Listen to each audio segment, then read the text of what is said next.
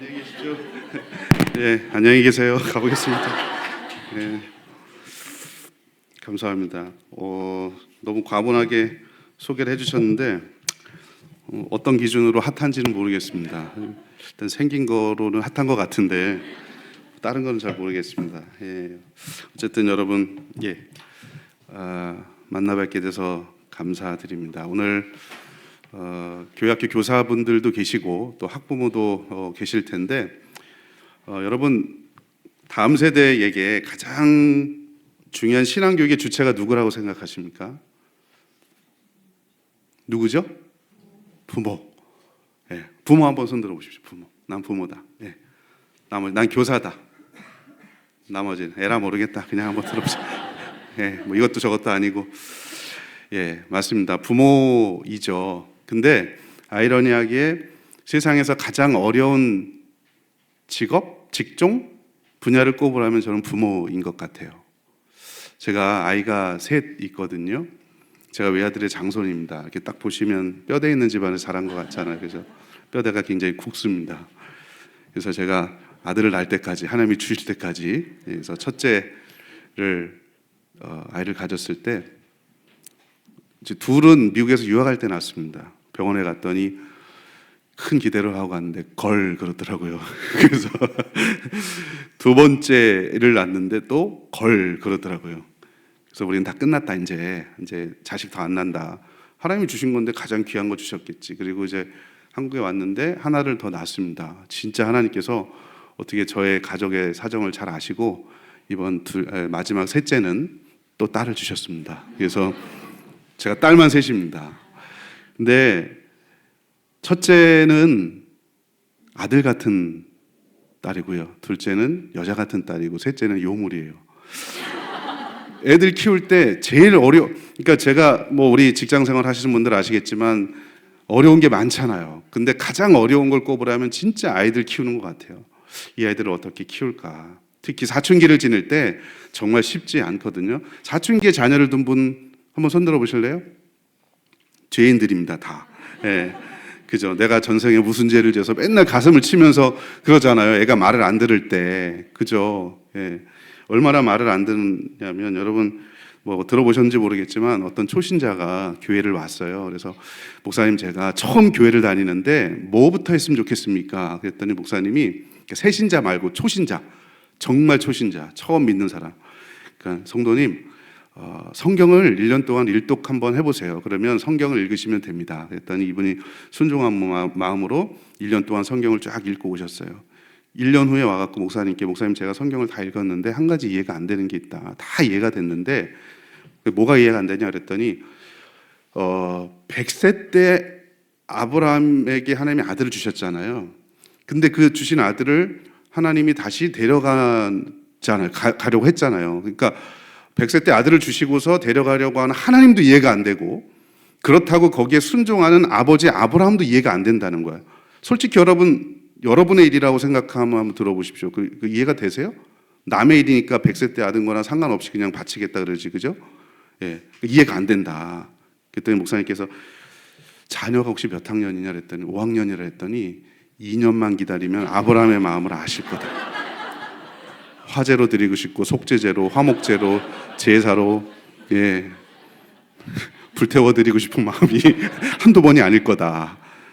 실제로 여러분 아브라함이 이 이삭을 드릴 때 이삭의 나이가 사춘기쯤 됐답니다. 실제로. 그러니까 뭐 농담이지만 아브라함이 진짜 믿음으로만 드렸을까? 그 비하인드 스토리가 있지 않을까? 그런 생각을 좀 해봐요. 그만큼 어려운 게 자녀를 양육하는 거예요. 제 큰아이가 올해 고3이거든요. 막내를 보면서 저거 왜 이래? 왜 저래 아빠? 그러면 제가 그러죠. 넌 쟤보다 더 했다고. 지가 어땠는지 모르고 자란 애들이 그 아들이잖아요. 그러니까 여러분 그 아이들에게 정말 믿음을 심겨준다는 거, 믿음을 가르쳐준다는 게 얼마나 어려운지. 근데 여러분 성경을 보면 다음 세대를 건강하게 하려면 가장 중요한 건 오늘 세대가 건강해야 돼요. 제가 성경을 한 구절 잠깐 읽어드릴 테니까 여러분 안 찾으셔도 돼요. 우리가 잘 아는 내용입니다. 신명기 6장 4절인데 이스라엘아 들으라 우리 하나님 여호와는 오직 유일한 여호와이시니 너는 마음을 다하고 뜻을 다하고 힘을 다하여 내 하나님 여호와를 사랑하라. 이게 6장 4절 5절 전반부에 있는 내용이고요. 이 신명기 6장을 우리가 쉽게 이야기해서 쉐마 본문이라고 이야기합니다. 쉐마는 들으라 이스라엘. 아주 중요한 이야기를 할 때, 전쟁에 나가기 전이나 다음 세대를 교육하는 문제를 이야기할 때 주로 쉐마라는 말을 주는 들어라. 다 모아놓고 들어라 이 얘기를 하는데, 우리가 이 본문을 이야기할 때 주로 어디에 초점 맞추냐면, 야, 너 자녀를 양육할 때 자녀가 7절에 보면 집에 앉았을 때든지 길을 갈 때든지 누워있을 때든지 일어날 때든지, 앉았거나 길을 갈 때나 이거 장소의 문제거든요. 누워있거나 일어날 때나 이거 시간의 문제거든요. 시간과 공간에 상관없이 자녀에게 말씀 가르쳐라, 여기에 초점 맞추잖아요. 그죠? 문설주에도 바르고 이마에도 붙이고, 그래서 자녀를 하나님 말씀으로 가르쳐라, 방법적인 차원에 우리가 초점을 맞추는데, 사실은 그 얘기는요 7절 8절에 나오는 거고, 이 쉐마 본문의 초반에 나오는 게 뭐냐면, 네가 먼저 마음을 다하고 힘을 다하고 뜻을 다하여 여호와를 사랑하라. 여기서 말하는 너가 누굴까요? 오늘 세대일까요? 다음 세대일까요? 부모 세대일까요? 자녀 세대일까요? 부모 세대예요. 예. 넓게 보면 부모 자녀 모여있는 모든 세대를 통칭하지만 엄밀히 말하면 부모 세대예요. 오늘 세대들에게 너는 네가 먼저 마음을 다하고 힘을 다하고 뜻을 다하여 여호와 하나님을 사랑해라. 오늘 세대가 건강해야 다음 세대가 건강하다는 겁니다. 그러니까 여러분, 자녀를 우리가 어떻게 가르칠 것인가에 대한 기술적이고 방법적인 부분을 이야기하기 전에 제일 중요한 게 뭐냐, 저는 다음 세대 아이들 뭐 부흥회도 가고 집회도 이런 거 하면 또 어른들 모여 있을 때 그런 얘기 분명히 합니다. 다음 세대가 건강하려면 무조건 오늘 세대가 건강해야 된다. 왜요? 아이들은 부모의 뒷모습을 보면서 내가 부모처럼 살 건지 안 살 건지를 결정하거든요. 왜 그런지 제가 이제 좀 이따가 도표를 보면서 말씀을 드릴게요. 부모의 영향력이 그렇게 절대적이라는 겁니다. 그래서 오늘 교사분들도 계시고 주로 이제 부모들이 많기 때문에, 특히 여러분 패러다임이요, 이제는 코로나 이후에, 요 강의 안에는 없지만 코로나 이후에 신앙교육의 패러다임이 완전히 바뀌었습니다. 두 가지예요. 여러분 보세요. 코로나 때 사회적 거리두기라는 걸 대면서 모든 영역의 사회적 거리두기가 됐잖아요. 교회와 거리두기, 목사님과 거리두기, 선생님과 거리두기, 친구와 거리두기, 학교와 거리두기, 모든 영역의 거리두기가 됐는데, 유독 딱 두 군데만 거리 좁히기가 된 데가 어디냐면 가정, 부모와 거리 좁히기, 미디어와 거리 좁히기예요. 그죠? 교회 못 가면서 집에서 가정 예배, 부모와 있는 시간 24시간 있었고, 교회 못 오고 학교 못 가면서 면대면 교육을 하던 것들이 대체가 돼서 비대면 교육, 온라인으로 했잖아요. 그죠? 미디어. 그러니까 여러분, 이 코로나라는 걸 기점으로 해서 너무 불편해, 교회도 못 가고 면대면 교육도 못 하고, 이렇게만 볼 게 아니라 이게 우리의 패러다임을 바꿨다는 거예요. 뭘 말하냐면, 이제는 교회 교육, 교회에서도 교육이 중요하지만 부모, 가정에서 부모가 자녀를 어떻게 가르칠 것인가, 부모가 정말 중요하다는 거. 또 하나, 주일날 모여서 하는 면대면 교육뿐만 아니라 주중에는 애들 못 만나니까 이제는 미디어를 활용해서 아이들 만나고, 이 아이들 온라인을 통해서 아이들 만나고 신앙교육하는 게 이제는 굉장히 중요한 방향성이다. 교회에서 주일이라고 하는 시간과 공간을 딱 한정시켜 놓는 게 아니라 이제는 확장되는 거죠. 부모, 가정, 그리고 주일만이 아니고 주중, 이렇게 확장하는 게, 시간과 공간이 확장됐다는 걸 딱 보여주는 게, 선언적으로 보여준 게 여러분 코로나19였어요. 가정예배 굉장히 중요하잖아요. 그죠? 예. 그런데 우리가 안 해요. 우리가 안 하니까, 가정예배를 안 하니까, 심지어 여러분, 우리가 안 하니까 세상 사람들이 우리한테 가정예배 하라고 이야기해요. 여러분 모르세요? 여기 경기도죠? 저도 집 일산이거든요. 코로나가 딱 터졌을 때 경기도청에서 문자가 왔어요. 코로나가 심하니까 오늘은 교회 가지 마시고 가정예배를 드리십시오. 얼마나 가정예배를 안 했으면 세상 사람들이 우리한테 가정예배를 드리라고 이야기하냐. 여러분, 그만큼 우스갯소리지만 저는 거기에 영적인 의미를 좀 봤습니다. 그만큼 가정으로 패러다임이 바뀐다. 그리고 우리 교회학교 선생님들은 이제 주일날만 아이들 관리하는 게 아니라 주중에 아이들하고 소통을 하는데 어떤 방식으로? 미디어를 활용해서. 제가 듣기로 여기 교회학교 교사들 굉장히 헌신적이라고 들었습니다. 잘하고 계셔요. 거기에다가 조금 더 애들이 하고 있는, 예를 들어 미디어들, 그죠? 내가 페이스북을 안 하지만 애들을 위해서 페이스북을 하는 거예요. 왜냐하면 애들 전도하려고 해도 놀이터에 가도 없어요. 어디 가면 있느냐? 온라인에 있어요. 그죠? 예. X, 그다음에 뭐 이런 것들, 그죠? 인스타그램. 나는 잘 못하지만 애들 때문에 하는 거예요. 미디어로 애들 소통하는 거니까. 그래서 가정과 미디어가 앞으로 중요한 패러다임의 핵심이 될 거다. 자, 그 개념을 가지고 자, 이제 강의를 좀 진행을 하겠습니다. 우리가 교회와 가정이 이제 어떻게, 이게 이제 주제인데, 교회와 가정이 어떻게 하면 다음 세대 아이들을 가르칠 수 있을까? 함께 가르칠 수 있을까? 그 부분인데요. 그걸 하기 위해서는 여러분, 오늘날 아이들이 갖고 있는 특성을 조금 이해를 하셔야 됩니다. 왜냐하면 제가 이제 교수 방법론을 전공을 했는데 지금 교사들이 가르치는 방법의 대부분이 어떠냐면 나를 예전에 가르쳤던 선생님이 가르쳤던 방식 그대로 가르쳐요. 성경은 변하지 않지만 문화는 변해요. 툴은 변한단 말이죠. 매체는 변하는데 사회와 시대와 상황이 어떻게 변하는지를 잘 모르면 옛날에 그냥 내가 했던 그 방식 그대로 하게 된단 말이에요. 말씀은 변하지 않지만, 그죠?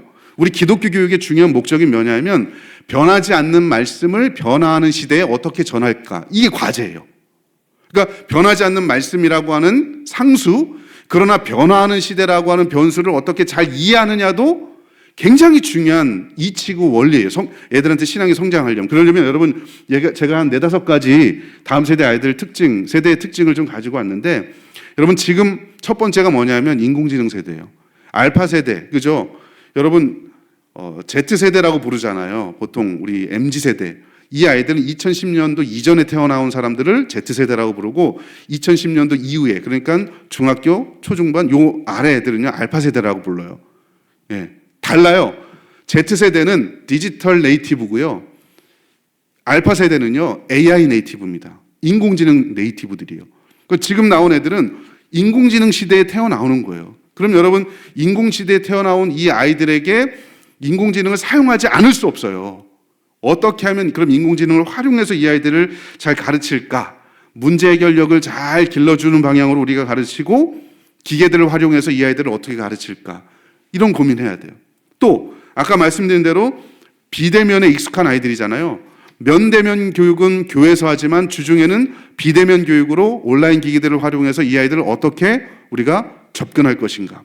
그러니까 여러분, 그동안 교회가, 가정도 그렇지만 핸드폰을 쓰지 말라고만 이야기했지 핸드폰이나 디지털 기기들을 활용해서 아이들을 어떻게 가르칠 것인가에 대해서는 관심이 없었잖아요. 근데 여러분, 우리는 이 디지털 네이티브가 아니고 디지털 이미그런트, 이주민들이에요. 그러니까 우리 이런 거 없어도 살 수 있어요. 그죠? 근데 요즘 애들은 태어나면서부터 디지털 기기와 함께 태어나잖아요. 태어나서 딱 병원에서 태어나서 딱 모니터를 봤는데 잘생긴 놈이 태어나고 있어. 태어나올 때부터 디지털 세대예요. 근데 우리는 안 그렇잖아요.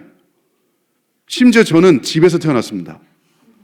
저희 외할머니가 저를 받았어요. 제 고향이 아주 저 시골이거든요. 병원도 없어요. 그러니까 외할머니가 받았어요.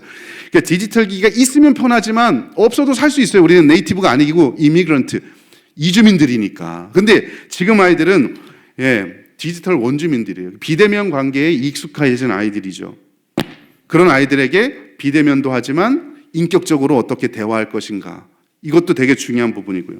또 요즘 아이들은 현세지향적입니다. 내세에 대해서, 여러분 천국과 지옥에 대해서 가정에서 분명히 가르쳐 주셔야 돼요. 욜로 세대라고 이야기하죠. 욜로가 뭐의 약자인지 아시죠? You only live once. 한 번 사는 인생. 그런 뜻입니다. 점점점. 뒤에 뭐가 있을까요? 한 번 사는 인생 어떻게 살자? 잘 먹고 잘 살자. 이 땅에 있는 동안. 왜요? 이 전제가 뭐냐? 천국과 지옥이 없다는 전제예요. 이 세상이 끝이라는 겁니다. 절대 그렇지 않죠. 그런 세대에게 영원한 세계가 있다는 것, 죽고 난 이후에 천국과 지옥이 있다는, 여러분 이 사실을 분명히 가르쳐 주면 천국과 지옥에 대한 개념이 있으면 이 세상에서 하루하루가 귀한 삶이 돼요. 소중한 삶으로 알고 살아갑니다. 죽음의 관점에서 하루를 살아가도록 이야기해 줘야 돼요. 그거 누가? 부모가. 그런데 여러분, 우리는요 이 땅에서 천년만년 살 것처럼 아이들, 야 공부가 최고야, 주일날 교회 가는 것보다 시험 기간 때 주일날 교회 안 가고 학원 가면 고마워하잖아요, 속으로. 지가 알아서 안 가주니까. 그거 아니에요. 목숨 걸고 아이들에게 가르치셔야 돼요. 야, 너 시험 보는 거 제 아이 고3이잖아요. 지금 수시 넣었어요. 저도 아이 좋은 대학 갔으면 좋겠어요. 근데 제가 항상 하는 얘기가 그겁니다. 너 대학 가는 이유가 뭐냐? 목적이 뭐냐? 그건 수단이다. 어느 대학을 가느냐 이건 수단이고 목적은 그걸 통해서 하나님의 나라와 몸된 교회를 위해서 헌신하는 사람으로 살아가는 게 목적이야 라고 끊임없이 가르쳐 주셔야 돼요.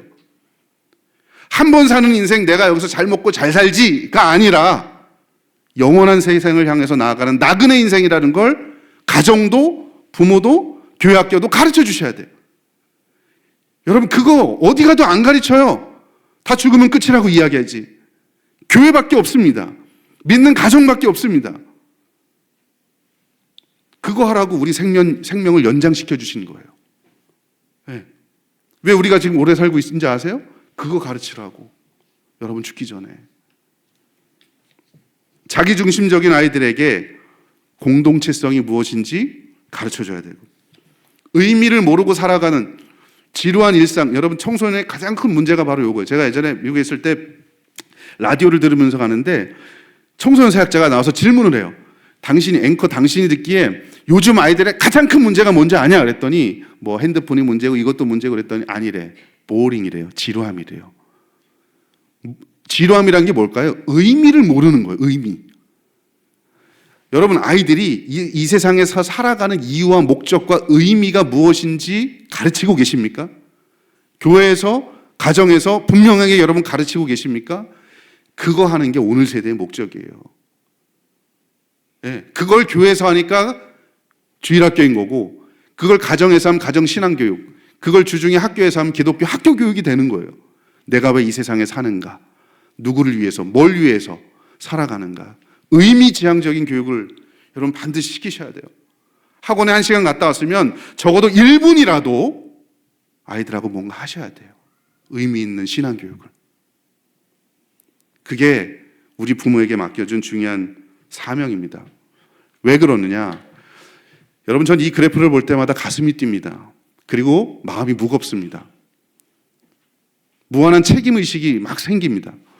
여러분 왼쪽에 있는 그래프를 보시면 오늘날 우리 한국교회 교인들한테 물어봤어요. 여러분 언제 예수 믿고 구원받아서 지금 성인 돼서 교회 다닙니까? 라고 물었더니 거의 87%가, 조금 거짓말 조금 못하면 90% 가까이가 저는요 청소년기 이전에 혹은 청년기 이전부터 교회 다니다가 지금 성인이 됐는데 지금도 다니고 있습니다 라고 90% 가까이가 그런 대답을 했다는 거예요. 반대로 이야기하면 겨우 10%만 성인이 돼서 전도받고 교회 나온 사람들이라는 거예요.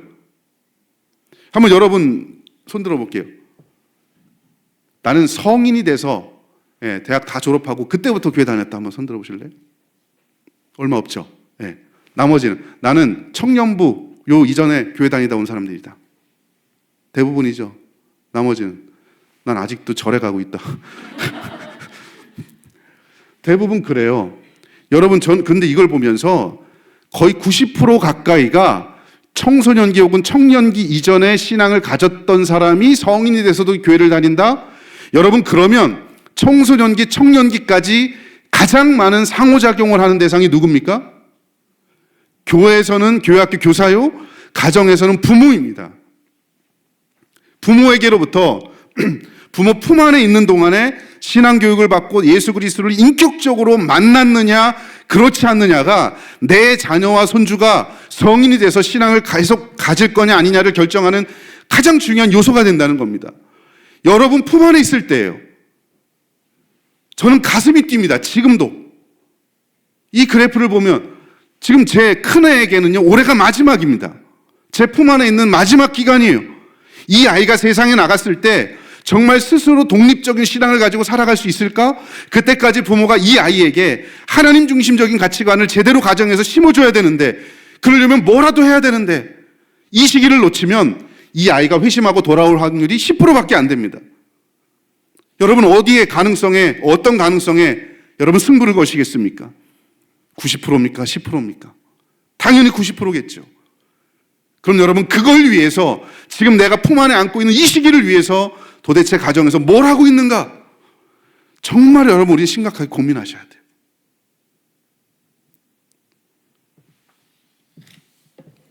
오른쪽을 보시면 청소년 아이들한테 물어봤습니다. 그랬더니 조사를 했더니 엄마든 아빠든 엄마 아빠 둘 중에 한 사람이라도 교회 나오는 가정에서 교회를 나오는 애들이 85%입니다. 예.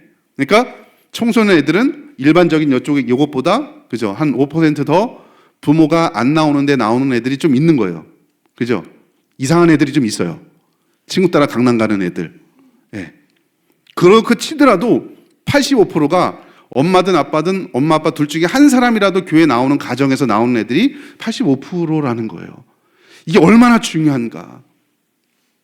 부모의 신앙이 그만큼 중요하고 그렇게 교회 온 아이들이 신앙교육을 제대로 받도록 하는 교회학교 교사가 그만큼 중요하다라고 하는 걸 이게 보여주는 겁니다. 여러분, 교회학교 교사들은요, 아이들 앞에 서기 전에 주일날마다 이 그래프를 머리에 염두에, 그래, 하나님이 나에게 90%의 가능성을 맡겨주셨구나. 부모들은 적어도 일주일에 한 번 하나님이 나에게 90%의 가능성을 맡겨주셨구나. 지금 놓치면 안 되는구나. 할머니, 할아버지 계실 거예요. 손주들 얘네 고등학교 졸업하기 전까지 내가 책임져야지.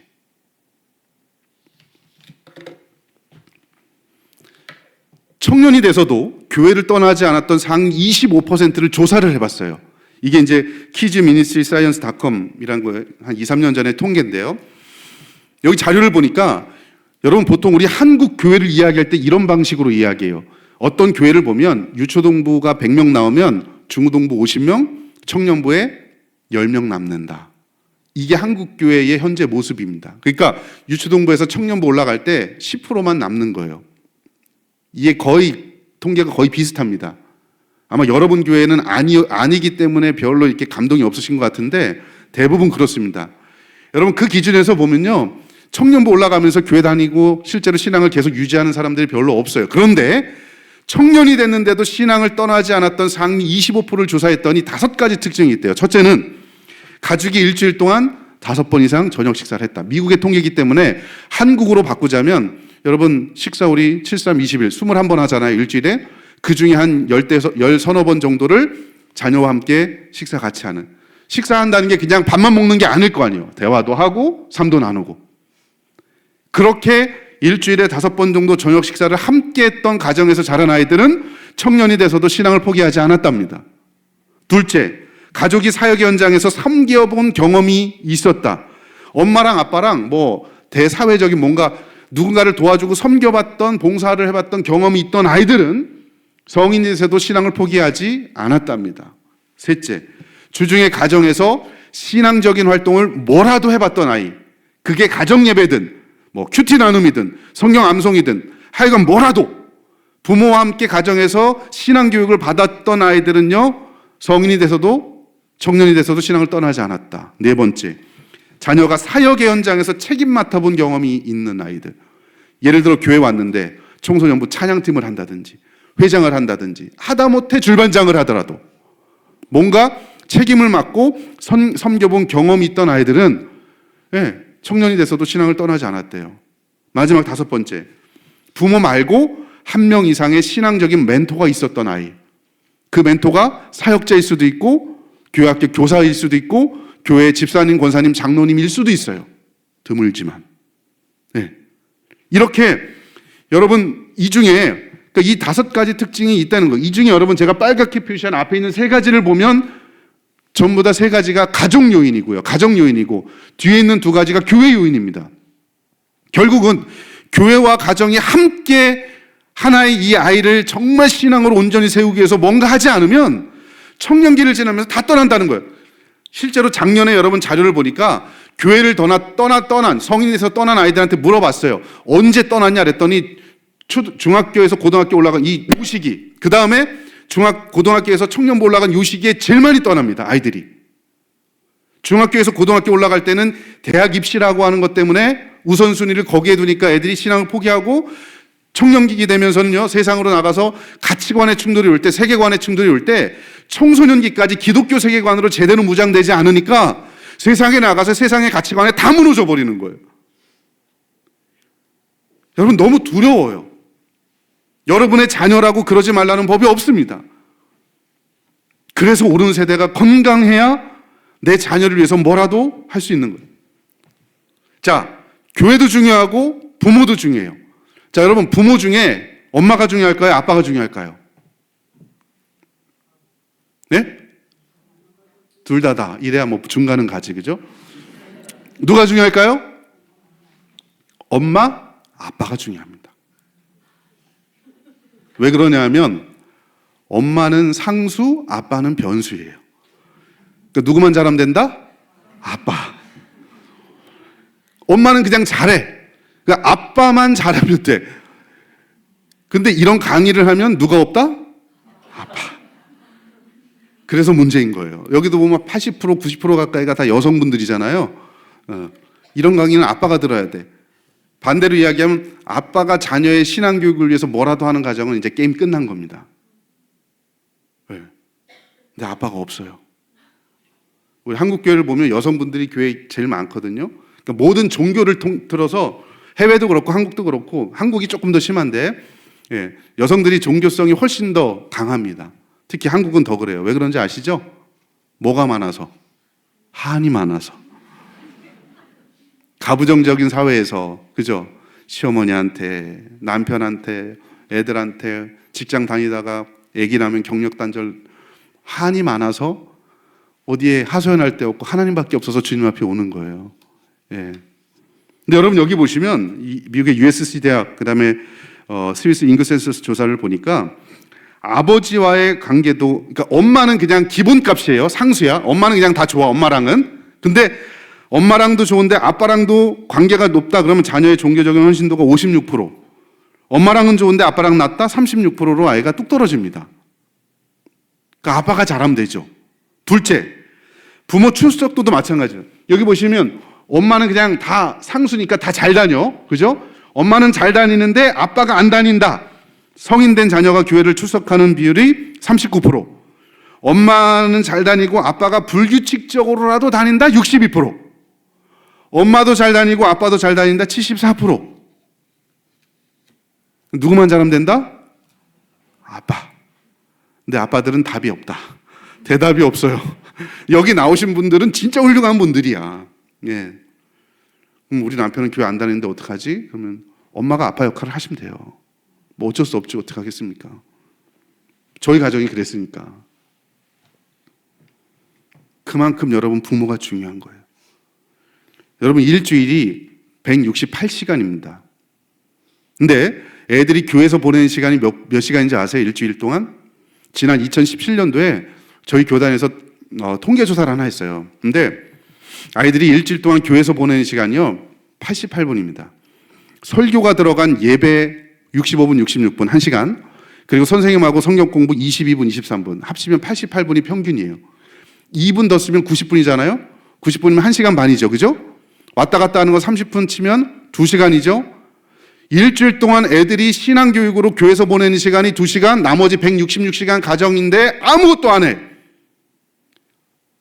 부모가 가정에서 이 166시간 중에 뭐라도 하지 않으면 여러분 2시간 가지고 어떻게 166시간 세상에 세속적인 물결이 그렇게 밀려오는데 어떻게 이길 수 있겠어요? 그런 세상 가운데서 신앙이 좋다? 이건 진짜 기적이에요. 다윗과 골리앗 싸움 같은 그런 싸움을 맨날 여러분 내보내시겠습니까, 아이들? 그러면 적어도 166시간 중에 내가 부모로서 뭐라도 해야지라고 하는 마음의 다짐이 우리 안에 있었으면 좋겠어요. 진짜 여러분, 고등학교 졸업하면 통제가 안 됩니다.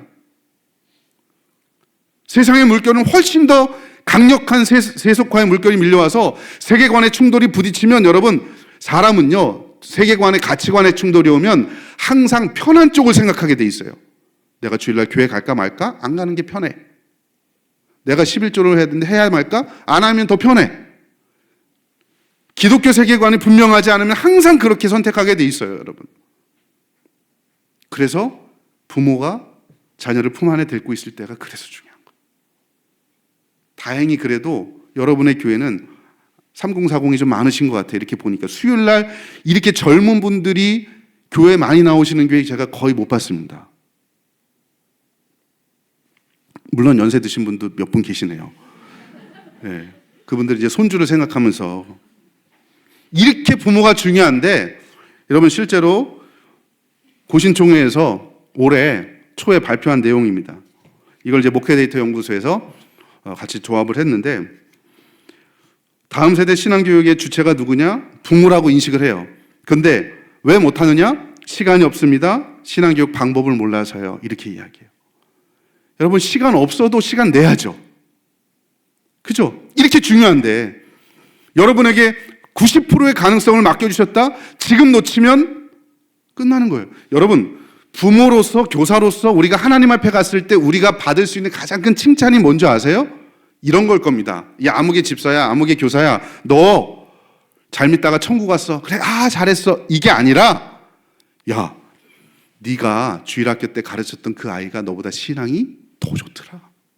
아무개 집사야, 너보다 네 자녀가 신앙이 더 좋더라. 여러분, 이게 부모와 교사가 받을 수 있는, 하나님께로 받을 수 있는 가장 큰 칭찬인 줄로 믿습니다. 여러분, 그런데 시간이 없다? 시간이 없어도 해야죠. 어떻게 할지 모른다? 그래서 오늘 제가 왔잖아요. 어떻게 할 줄 모른다? 몇 가지 제가 방법을 저희 가정에서 하고 있는 것들을 좀 말씀을 드리려고 해요. 어쨌든 여러분, 부모가 스스로 중요하다고 인식은 하지만 못해. 시간도 없고 방법도 모르고. 그러나 여러분, 우선순위가 어디에 있는지를 알면 시간의 문제와 방법의 문제는 여러분, 내가 목마른 사람이 우물을 파는 것처럼 어떻게 해서라도 하게 돼 있어요. 이게 작년도에 미국의 CRC라고 해서 Cultural Research Center, 여기 조지 바나가 같이 그 애리조나 크리스천 유니버시티랑 같이 하는 단체인데요. 바나라고 아마 유명한 그 기독교 리서치 하는 사람인데요. 이분이 정기적으로 이런 조사를 하는데 제가 깜짝 놀란 게 하나 있습니다. 여기 보시면 여러분, 이 도표에서 왼쪽에 예수가 유일한 구원의 길이다. 여러분 믿으시죠? 성경이 우리를 인도한 하나님의 말씀이다. 절대 진리가 있다. 하나님을 알고 사랑하는 게 내 존재 이유다. 살아가는 이유가 하나님께 순종하는 것, 그것이 성공이고. 여러분, 이 중에 틀린 거 있어요, 없어요? 다 맞고 우리 아이들이 배워야 될 내용이죠. 그런데 여러분, 이거에 대해서 제가 좀 이쪽으로, 이게 되나? 네. 여러분, 여기 보시면 제가 깜짝 놀란 게 부모와 어린 사역자가 이거를 믿는 비율이요, 저거밖에 안 돼요. 뭐 미국 같은 경우는 리버럴한 크리스찬리티가 많기 때문에 그럴 수도 있어요. 하나님을 믿는다는 사람, 사역자가 예를 들어 보십시오, 여러분. 절대 진리가 존재한다. 36%만 믿어요. 그럼 나머지는 뭐예요? 절대 진리가 아니고 상대적인 거라는 거예요. 예수도 구원이지만 딴 데도 구원이 있다. 성경이 뭐 유일하지만 그것도 아닌 거고 딴 거에도 진리가 있다. 뭐 이런 얘기예요. 그거에 대해서 절대 진리가 존재한다 36%, 근데 부모는 그걸 믿는 게 28%. 여러분, 사역자와 부모가 그걸 믿는 비율이 적으니까 애들은 훨씬 적잖아요. 그죠? 이 중에 제가 보니까 사역자나 부모보다 아이들이 높은 게 딱 하나예요. 예수가 유일한 구원의 길이다. 첫 번째 보세요. 부모가 34%인데 애들은 36%, 2% 이상한 애들이 2% 있는 거예요. 대부분 보면 사역자나 부모가 믿음과 신앙이 안 좋으면 애들도 저런다는 거예요. 근데 여러분, 지금 여러분 애들이 36%, 25% 이렇게 나와서 저건 미국의 통계니까 라고 치부하잖아요. 작년인가요? 작년에 조사한 바에 의하면 제가 충격적인 조사를 봤습니다. 목회 데이터 연구소에서 나온 바입니다. 아이들한테, 교회 다니는 애들한테 물어봤어요. 너 구원의 확신이 있냐? 라고 물었더니 49%가 예라고 대답했고요. 51%가 아니요 혹은 몰라요 라고 대답했어요. 교회를 나오는 애들한테 따로 뽑아서 물어봤어요. 51%가, 반 이상이 구원의 확신이 없거나 모른다고 응답했다라고 하는 게 너무나 충격적인 거죠. 부모가 그만큼 중요하다. 그런데 핵심은 신앙교육을 부모가 아웃소싱 한다는 거예요. 내가 책임이라고 생각하지 않고 누구에게 맡긴다는 겁니다. 아웃소싱. 여러분 혹시 그런 마음 갖고 계시지 않나요? 옛날에는 그랬어요. 부모가 신앙이 안 좋고 우리나라 기독교 국가가 아니니까 교회가 모든 것을 하던 때가 있었습니다. 지금은 안 그래요, 여러분. 교회에만 맡겨서 될 일이 아닙니다. 아웃소싱 누구에게 맡기면 알아서 해주겠지. 절대로 그렇게 생각하시면 안 돼요. 나는 예수 믿고 구원받고 천국 가는데 내 자녀와 손주는 아니면 어떡합니까? 정말 심각하게 우리 들으셔야 돼요. 여기를 보시면 여러분 동그라미가 큰 게 3개 있죠. 이게 이제 사람입니다. 인간인데 여러분 인간이 보통 전인격적인 존재라고 말할 때 왜 전인격이냐면 지, 정, 의로 구성이 돼 있어요. 아는 것, 느끼는 것, 살아내는 것. 이게 통합적으로 발달하는 사람이 성숙한 사람이라고 이야기해요. 그런데 자연스러운 인간 발달의 단계상 유치부든지 어린아이들은 지정의가 통합이 잘 안 돼요. 무슨 얘기냐? 교회에서 내가 하나님 말씀 배웠어. 듣는다고 열정이 생기고 열정이 생긴다고 바로 실천하거나 이러지 않아요. 못해요. 그죠? 그러니까 자연스러운 인간 발달의 단계상 어린아이들이거나 혹은 성인 중에서도 지금 예수를 처음 믿은 초신자의 경우는 조단계입니다. 그죠? 처음 교회 왔어. 말씀을 들었어. 그렇다고 내가 확 바뀌어서 무슨 뭐 그러지 않잖아요. 사도 바울처럼. 저 단계를 지식적인 신앙이라고 불러요. 그런데 그러다가 말씀을 계속 배우다 보면 중간 단계의 체계적인 신앙이 되는데 여러분 저기 보시면 지정의가 조금 겹쳐지는 부분이 있죠. 이게 본질적인 신앙인데 100%는 아니지만 말씀을 들으면 그래도 가슴이 뛰기 시작해. 열정이 좀 생겨. 열정이 생긴 만큼은 아니지만 그래도 조금 실천하려고 해요. 이게 이제 조금 성숙해진 사람이야. 그러다가 신앙교육을 지속적이고 정기적으로 체계적으로 받으면 맨 위에 있는 사람처럼 돼요. 지정의가 다 통합은 안 되지만 거의 상당 부분 통합이 되는 단계에 이르릅니다. 아는 만큼 느끼고 느낀 만큼 살아내는 요 단계가 되는 거예요. 우리 신앙교육의 목표는 여기입니다. 요런 사람을 일컬어서 성경적인 개념으로 이런 사람을 뭐라고 부르냐면 성령 충만하다고 이야기해요. 여러분 성령 충만한 게 성령책 옆에 끼고 기도원 갔다 와서 목 쉰 채로 할렐루야 이게 성령 충만이 아니에요. 성령 충만은 말씀을 들었으면 들은 대로 가슴이 뛰기 시작하고 열정이 생긴 만큼 살아내는 사람, 이게 성령 충만하고 성숙한 사람이에요. 근데 여러분 이건 왔다 갔다 해. 처음에는 내가 3단계 저 위에 있는 신앙이었다가 신앙교육을 안 받으면 2단계, 1단계로 또 떨어져. 그래서 이거를 신학에서는 성화라고 불러요. 이 세상에 사는 동안 이게 왔다 갔다 해. 여러분이 주일날 예배 말고 수요일날도 금요일날도 새벽 예배도 드리는 이유가 뭐예요? 한번 예배 들어갖고 성숙한 신앙인이 안 되니까 지속적으로 말씀 듣고 배워야 돼. 그렇기 때문에 우리가 말씀을 배우는 거예요. 애들도 똑같아요, 여러분. 한 번 그냥 교회 와서 설교 듣고 3단계 신앙이 될까? 안 돼요. 가정에서 부모가 끊임없이 뭔가를 가르치지 않으면 3단계 신앙으로 갈 수가 없습니다. 게다가 그래서 부모가 중요한 거고 교사가 중요한 거고 게다가 여러분 잘 들어보세요. 부모가 2단계인데 자녀가 3단계 신앙을 갖는 기적은 거의 없습니다. 보통 교회를 이야기할 때 이런 이야기를 합니다. 한 교회 성도들의 신앙이나 영성은 담임 목사님의 영성을 절대로 뛰어넘을 수 없다. 여러분 아무리 기도 많이 해도 담임 목사님보다 신앙 좋을 수 없습니다. 동의 안 하시는 분이 계시네요. 똑같습니다. 자녀들의 신앙이 부모를 뛰어넘을 수 없어요. 우리 반 아이들의 신앙이 교회학교 선생님의 신앙을 뛰어넘을 수 없어요. 그러면 우리 반 아이들 혹은 내 자녀의 신앙을 높이려면 내가 신앙이 성장해야 돼요. 그렇죠? 내가 2단계인데 아이가 3단계다? 이런 기적은 거의 0. 몇 %밖에 안 돼요. 불신한 가정에서 태어났는데 하나님이 너무 불쌍해서 긍휼히 여기셔서 강제로 픽 하시는 이거 빼놓고는요, 그런 기적은 잘 일어나지 않아요. 결국은 부모에게 맡겨주시는 거예요. 자, 그래서 시간이 많이 없어서 넘어갈게요. 다음. 자, 이만큼 중요한데, 자, 그러면 이제는요, 여러분, 다음 세대 친화적으로 교회의 구조도 이제는 조금 바꿀 필요가 있고, 또 하나는 가정에서 부모도 자녀의 신앙교육을 위해서 뭔가를 좀 할 필요가 있다. 그래서 여러분 첫 번째로 여러분 교회가 어떻게 이제 구역 편성이 어떻게 되는지 잘 모르겠지만 이제는요, 다음 세대를 위한 교구 편성이 아니라 다음 세대와 더불어서 함께 가는 다음 세대 친화적인 교구나 구역 편성을 하면 좋겠다, 이런 생각이 듭니다. 무슨 얘기냐? 여러분, 이게 갈린스키라는 사람의 부모 발달 단계 이론입니다.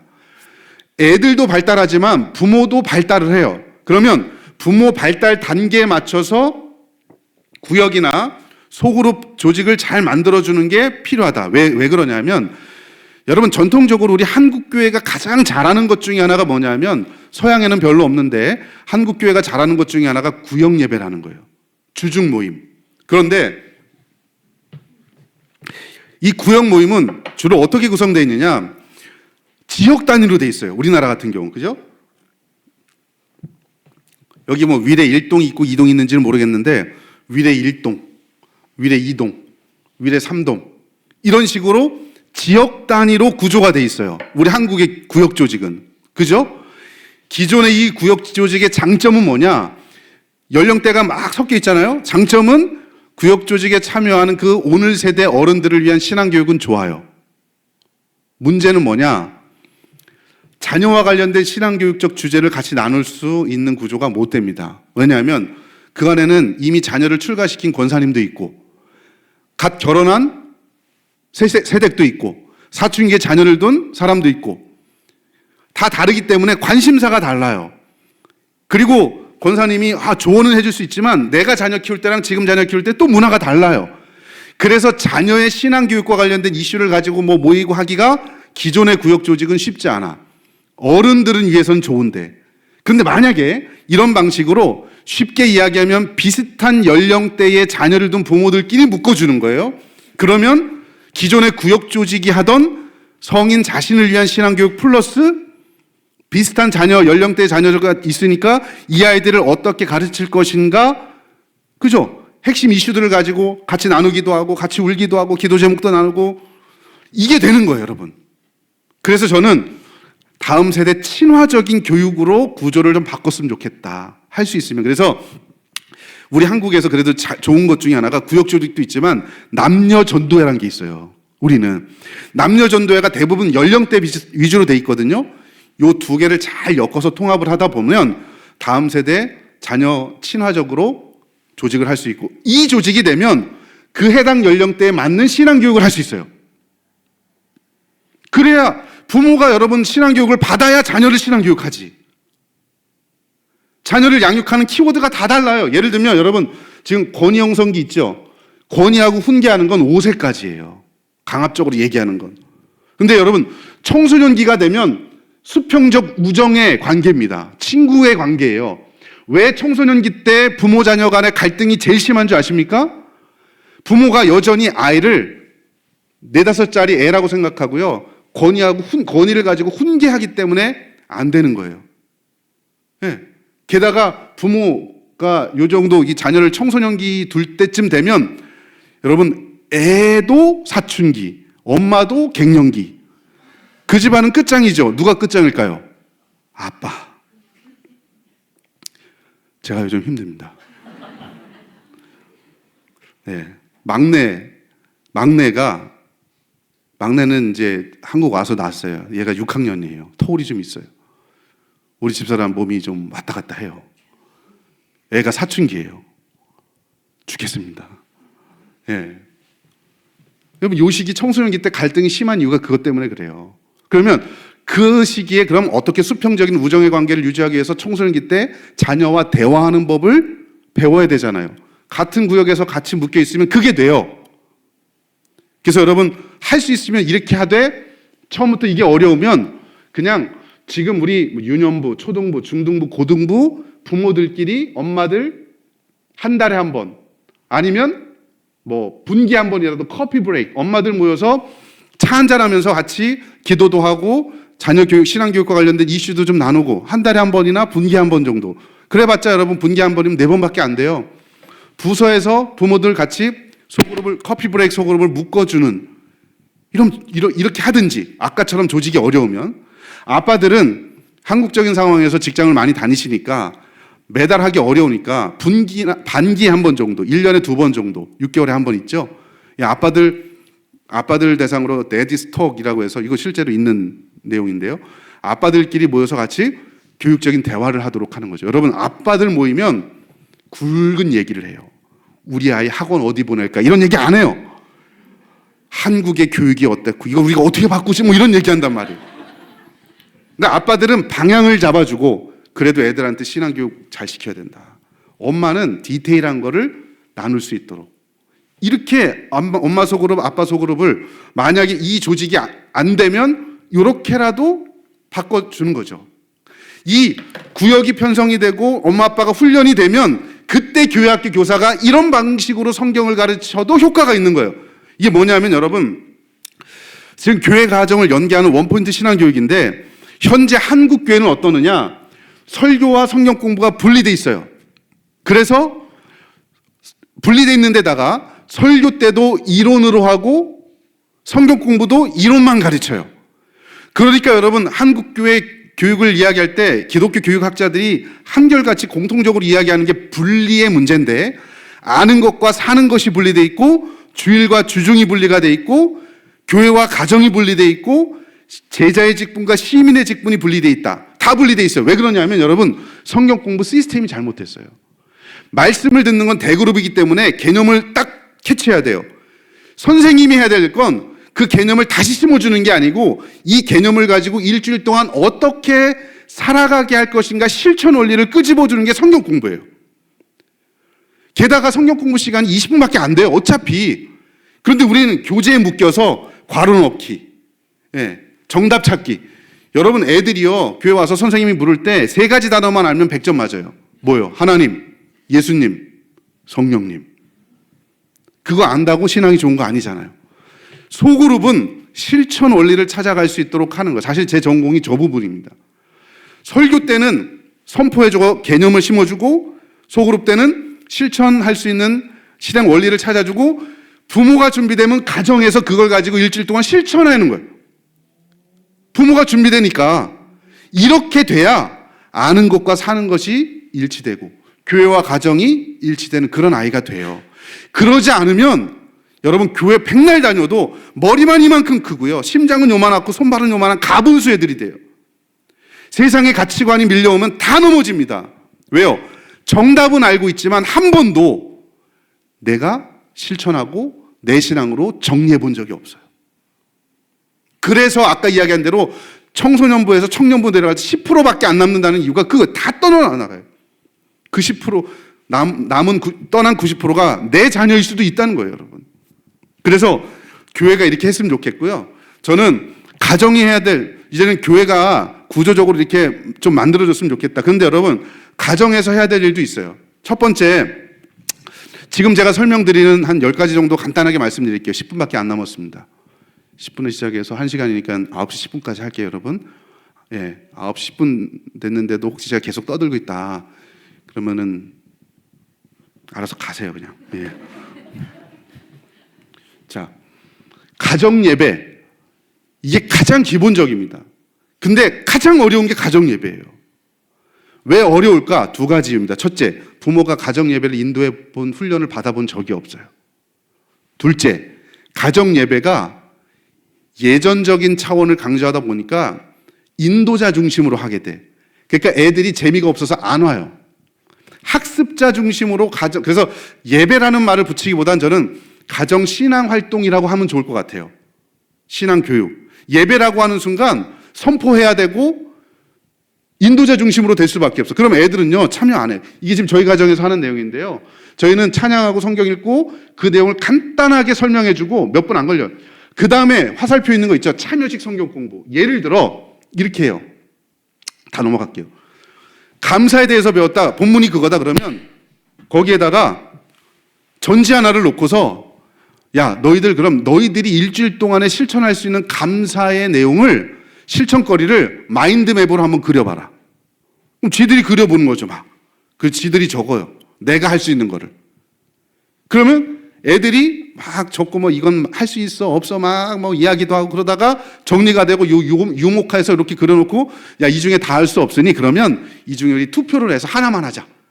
그래서 투표를 해서 제일 많이 나온 거 예를 들면 일주일 동안 감사한 조건을 감사 SNS에 우리 가족 단톡방이 있거든요. 거기에 올리자. 이렇게 해서 감사를 일주일 동안 한번 실천해 보는 거예요. 이런 방식으로 애들이 참여할 수 있는 방식으로 그림을 그려도 되고 노래를 해도 되고 이런 방식으로 가정 예배를 하는 게 그렇게 이제 좀 바꿔야 애들이 할 수 있다. 근데 여러분, 가정 예배는 저도 어려워요. 제가 지난주 주일날 어디 교회 가서 주일 낮 예배를 인도했는데, 어디 가서 3부 예배 인도하는 게 훨씬 쉬워요. 집에서 30분 가정 예배보다. 일단 애들이 가정 예배 올 때부터 일주일에 한 번 예배 드리는데, 예배하자 그러면 그때부터 얼굴이 찡그러져 있어요, 이렇게. 근데 여러분, 그거 아시죠? 설교자가 설교 전에 이렇게 그런 모습 보면은 막 마음이 막혀서 설교가 잘 안 돼요. 처음에는 너무 막 힘들었어요. 내가 지금은 아예 얼굴을 안 보고 이야기해요. 야, 가정 예배하자. 앉아봐. 땅 보고. 본문 말씀이 이거고. 나도 살아야지. 그러다 보면 또 지들도 풀려. 쉽지 않아요. 그래도 여러분, 최종 목표를 가정 예배라고 설정하고 그것이 될 때까지 그 다음 거부터 한번 해보세요. 이거 오늘 아침에도 제가 했습니다. 가정 예배가 어려우면 가족 단톡방을 만들고 여러분 매일 아침 가족 단톡방에다가 교리 하나씩 올려주시는 거예요. 네. 그래서 저는 집이 일산인데 학교 사당동에 오면 새벽같이 와요. 차가 막혀서. 아마 여러분도 그러실 거예요. 그러면 학교 도착하면 한 6시 반에서 7시 사이 돼요. 그때 제가 제일 먼저 하는 게 우리 가족 단톡방에 교리 하나씩 올려주고 간단하게 제가 해설을 붙여놔요. 이렇게. 그러면 보통 애들 여러분 아침 한 7시 전후로 일어나거든요. 여러분 자녀 아침에 일어나서 제일 먼저 뭐 하셔요? 애들이 뭐 하세요? 핸드폰 보죠? 우리 아이는 일어나서 통성기도부터 한다. 있어요? 없어요. 어차피 핸드폰 보는 거 교리로 아침 시작하는 거죠. 그리고 내가 읽었다 그러면 거기에 아멘 달아놓으면 돼요. 네. 지금 저희 같은 경우 소위르 문답 예전에 끝났고 하이델베르그 문답도 끝나고 지금 제가 하고 있는 게 애들 저희 교단에서 나온 학습 세례 문답식 집 매일 하나씩 올려줘요. 네. 자연스럽게 학습 세례 문답이 되는 거예요. 여러분, 교리가 중요한 이유는요, 성경만 알면, 성경은 아는데 교리를 모르면 이단에 빠지기 쉬워요. 성경을 대충 알고 막 이러다가 이단이 와서 이거 이렇고 조직으로 딱 가르쳐주면 아, 내가 알고 있었던 지식이, 파편적 지식이 그들이 갖고 있는 이단 교리에 딱 맞아. 그러면서 한마디 하죠. 성경은 다 짝이 있는 거야. 다 넘어갑니다. 교리를 모르면 그래요. 애들 여러분 고등학교 전까지 그래서 교리를 분명히 가르쳐 주셔야 돼요. 그래서 여러분, 가정 예배가 어려우면 일주일에 2번만 이렇게 하십시오. 매일 하실 필요 없어요. 엄마가 화요일 날, 아빠가 금요일 날. 그 다음 주 엄마가 또 3번, 아빠가 4번. 그 다음 주 엄마가 5번, 6번. 일주일에 2번 정도만 이렇게 해서 아이들로 하여금 예배가 어려우면 이거부터 하시라는 거예요. 세계관은 넘어갈게요. 그 다음에 여러분, 애들이 어리다 그러면 이거 저희 아이들 어렸을 때 했던 건데요. 침상머리 교육. 애들 눕혀놓고서 이거 하나씩 다 사주고서 제가 세대문답집이잖아요. 문을 읽으면 애들이 답을 읽어요. 1문을 읽으면 애들이 1번 답을 읽어요. 그럼 요거를 가지고서 간단하게 한 1분에서 2분 정도 설명해주고 기도해주고 재워요. 여러분, 아침은 단톡방 이거 어려우면 애들 어려우면 요거라도 하십시오. 5분도 안 걸려요. 이러면서 아이들하고 신앙적인 대화를 만들어가는, 이걸 하다 보면 가정 예배 나중에 하게 돼요. 처음부터 가정 예배가 어려우면. 침상머리 교육. 어떤 경우, 그것도 어렵다 그러면 여러분 애들 잠잘 때 이것도 일주일에 한 2번 정도만 하십시오. 애들 다 눕혀놓고, 제가 애들 어렸을 때 했던 거예요. 눕혀놓고 손을 얹고 기도해 주는 거예요. 그리고서 나와요. 이게 원래 미국에서 Faith 5 Movement라고 해서 5가지 언어를 가지고 하는 게 있는데 그걸 다 하려면 우리나라 상황에서는 안 맞아. 그래서 그냥 쉽게 이야기하면 부모가 자녀 눕혀놓고 축복기도 해주고 나오는 거예요. 가끔씩 나와서 애들 잘 때 포스트잇에다가 부모가 자녀 축복하는 마음으로 뭘 써서 애들 잠이 들면 방에 들어가서 방문 앞에 딱 붙여놓고 나오세요. 그럼 애들이 아침에 자고 일어나서 나올 때 부모가 축복하는 이걸 딱 볼 거 아니에요. 축복으로 자고 축복으로 일어나고. 가정 예배가 어려우면 이거라도 하십시오. 어려우세요? 빨리 집에 가고 싶으세요? 침상머리 교육, 자비 오는 잠언. 이것도 제가 만든 겁니다. 잠언이 31장이잖아요. 매일 한 장씩 그냥 읽으면, 그러니까 여러분 이걸 지금 저희는 이 중에서 하는 것도 있고 이제는 안 하는 것도 있고 애들 커서 안 하는 것도 있고 막 그래요. 근데 일단 저희가 여기 10가지 소개하는 건 다 저희 가정에서 했던 것만 소개해 드리는 거예요. 잠이 오는 잠언. 저희 어떻게 했냐면요.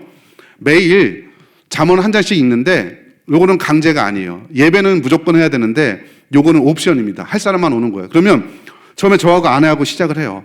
제가 1장을 5절 읽으면 아내가 6절부터 10절, 또 막내가 오면 얘가 11절부터 15절 5절씩 읽어서 돌아가고 그리고 마지막 기도 한번 하고 5분이면 끝나요. 그리고 자는 거예요. 예. 그럼 잠이 와요. 그 잠이 오는 잠언. 하루에 하나씩만 읽으면 한 달이면 잠언을 끝냅니다. 잠언이 뭐죠? 핵심 내용이 지혜에 대한 겁니다. 여호와를 경외하는 게 지혜잖아요. 우매하게 살지 않고 여호와를 경외하며 산다는 게 무엇인지 매일 그냥 한 장씩, 예배가 어려우면 이거라도 하십시오. 이 핸드폰 어플 똑같은 거 깔아서, 여러분 하나님이 여러분 핸드폰 선물로 주셨잖아요. 좋은 핸드폰 가지고 꽃 찍어서 푸사 올리고 그러라고 주신 거 아니에요. 이런 거 하라고. 성경이라도 읽으십시오. 기도의 별이 빛나는 밤에. 이것도 지금 저희가 매일 하고 있는 겁니다. 가정 예배는 지난주까지는 금요일 날 했다가 이제는 저희는 토요일 날로 옮겼는데요. 토요일 날 지금 하고 있는데 일주일에 한 번인데, 요 기도의 별이 빛나는 밤에 이거는요 매일 합니다. 별이 빛나는 밤에 몇 시에 해요?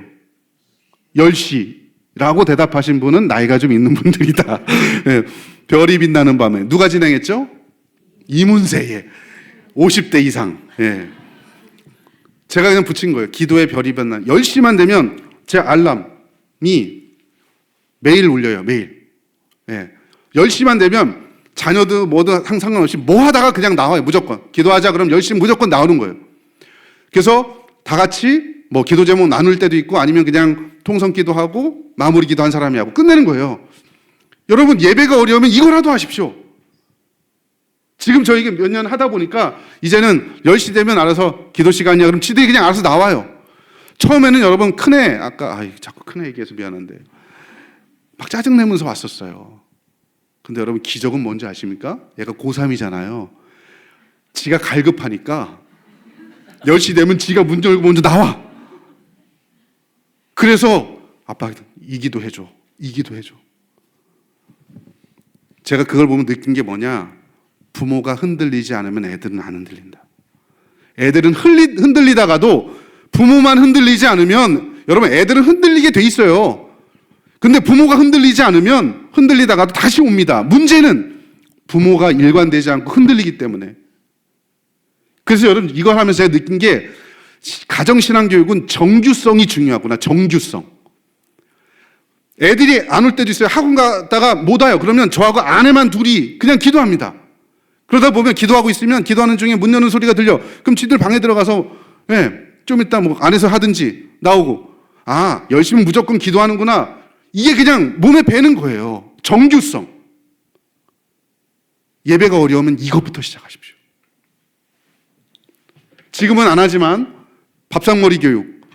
일주일에 하나, 여러분 내비게이터 이거 있잖아요. 그죠? 이거 일주일에 성경 구절 하나 암송하는 거. 일주일 동안 카드 하나씩 다 나눠주고, 야, 이번 주는 A-1이야, A-2야.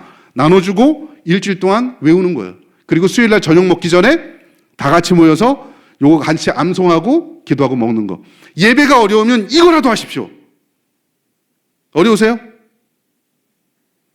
그냥 하기 싫어요? 대답이 없어. 뭐 어렵다 싶다 뭐 하겠다 반응이 있어야 돼. 하고 있어요? 그냥? 하고 있어서 다 아는 거라서 안 하시는 거구나. 그렇게 이해를 할게요. 뭐 이해 안 하면 또 어쩔 거야. 어차피 한 번 오고 안 올 건데. 네. 자, 밥상머리 교육 또 하나. 그것도 어려우면 그냥 일주일에 저녁 먹는 시간 하루를 정해서 모이면 일주일에 있었던 감사거리 하나 나누고 밥 먹어요. 이거라도 할 수 있잖아요. 하나님이 일주일 동안 감사합니다. 할렐루야. 대답해 주셔서 복 받으실 거예요. 아유. 내 책을 가졌으면 내 책이라도 선물해 줄 텐데 참. 그러니까 일주일에 한 번 정도 우리 가족 돌아가면서 감사의 조건 나누고 그냥 밥 먹는 거예요. 그럼 하나님이 내 삶에 어떻게 역사하셨는지를 적어도 한 번 정도는 생각할 수 있잖아요. 하나님이 내 인생의 주인이라는 거. 그거라도 하시라고. 롤스테이나의 하브르타 이것도 하고 있어요. 여러분 애들 교회 갔다 오면 부모가 주로 물어보는 게 뭐예요? 오늘 교회에서 재밌었니? 여러분 교회 재밌으라고 가시나요? 애들이 교회 갔다 오면 제가 두 가지를 물어봅니다. 오늘 교회에서 뭘 배웠니? 둘째, 그걸 가지고 어떻게 살 건지. 여러분 교회 가서 뭐 배우면 갔다 오면 뭘 물어봐야 돼요. 이게 하브루타예요. 하브루타. 유대인들의 하브루타는 너무 어려워요. 제가 그냥 이걸 붙인 거예요. 저희 집에서 하는 대로 두 가지 그냥 물어보는 거예요. 아빠는 오늘 설교 때 이거 들었고 그래서 이렇게 살고 싶어. 자 1호부터 이야기해봐. 애들이 어렸을 땐 1호, 2호, 3호. 지금은 1호가 짜증을 내갖고 3호부터 물어봅니다. 야, 3호 대답해. 이거야. 그러면 2호는 네, 3호. 1호는 이거. 한마디라도. 사람은 망각의 동물이기 때문에 뭔가를 자꾸 물어봐줘야 돼요. 여러분 마지막입니다. 넘어가고요. 다음 슬라이드 한번. 목사님 다음 슬라이드 좀 정해 주실래요? 예. 자 여러분 지금 제가 몇 가지 말씀드렸잖아요. 교회가 할 수 있는 건 이제 정말 제가 듣기로 교회가 계속 성장하고 있다고 들었습니다. 예. 성장하기 전에 그러니까 이 성장하는 단계에서 시스템을 조금 더 잘 구축했으면 좋겠다는 마음이고 동시에 가정에서 여러분들도 제가 말씀드렸던 이 10가지 중에 하나라도 오늘 우리 집에 해봤으면 좋겠다는 게 있으면 뭐라도 그냥 해보십시오. 왜 그러느냐? 여러분 이 그림이 누가 그린 그림인지 아세요 혹시? 내가 그린 게 아니기 때문에 관심 없죠. 이게 고흐가 그린 그림입니다. 빈센트 반 고흐가 그린 첫걸음이라는 제목을 가진 그림입니다. 제 이 그림을 보니까 이런 느낌인 것 같아요. 고흐가 그리면서 고흐가 목사님 아들이었어요. 어느 날 아빠가 밖에서 일하고 있는데 엄마가 애를 보고 있다가 갑자기 애가 방에서 걷기 시작하는 거야. 그래서 여보 애 걷는 거 보여주고 싶어서 애를 데리고 밖에 나온 거예요. 이게 첫걸음이니까. 그래서 이제 첫걸음 걷는 걸 이제 보여주는 겁니다. 자, 여러분 애의 입장을 한번 생각해 보세요. 애 입장에서 세상으로 첫걸음 나가는데 얼마나 두려워요. 그림을 보시면 엄마의 역할이 뭐냐? 엄마의 역할은요.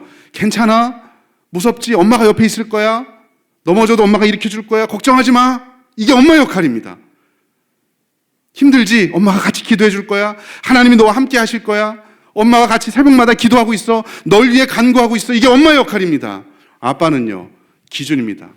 야, 글로 가면 안 돼. 여기야. 일로 와야 돼. 아들아 일로 와라. 하나님이 유일한 구원자시고 성경만이 유일한 길이고 예수만이 유일한 구원자야 라고 기준을 가르쳐주는 사람이 부모여야 합니다. 아빠여야 합니다. 기준을 세워주고 자녀를 보듬어주고 신앙적으로. 신앙교육은 함께하는 겁니다. 힘들지만 교회도 가정도 자녀를 위해서 오늘부터 이 중에 내가 뭐라도 해봐야 되겠다. 제 교육 철학입니다. 뭐라도 하자. 여러분 우리 자녀들을 믿음으로 세우는데 귀하게 쓰임받는 우리 모두 될 수 있기 주의 이름으로 축원합니다. 우리 한번 같이 기도했으면 좋겠습니다. 오늘 강의 들었지만 마음속에 뭔가 혹시라도 다짐이 있는 분들이 있으시면 하나님 내게 이런 은혜를 또 깨달음을 주셨는데 그냥 이거 듣고 지나치지 않게 도와주시고 뭐라도 하나라도 깨닫고 실천할 수 있는 마음의 은혜를 주시옵소서. 나에게 내 자녀의 신앙의 90%의 가능성을 맡겨주셨는데 주님 내가 부모입니다. 내가 교사입니다. 이 일을 믿음으로 감당할 수 있도록 힘도 주시고 능력 허락하여 주시옵소서. 이 시간 우리 한번 다 같이 통성으로 기도하겠습니다.